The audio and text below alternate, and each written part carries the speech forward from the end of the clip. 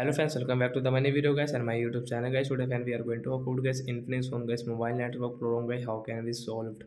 Friends, we want to solve guys infinix phone guys mobile network problem, so how can we solve it? Today friends, I will show you, I will tell you in this video guys. So before starting video, can first of all go and subscribe the channel guys. Click the bell icon, like the video friends. Now let's see how can we solve infinix phone mobile network problem. Friend, first of all open your phone setting guys. After on phone setting guys, you can see this tab setting in your infinix phone device. So guys, click on guys your phone system setting guys, click on your phone system setting guys, and guys click on guys reset option. Friends, you can see guys your reset setting guys, mobile, tap here mobile data guys, we will tap here to reset. So friends, you can see this notification, confirm your pattern, use your device pattern to continue. So once you have guys any password and guys you have any pattern, so you will have to draw it. So I will draw, and guys after draw guys, reset option, tap here and guys wait for a while.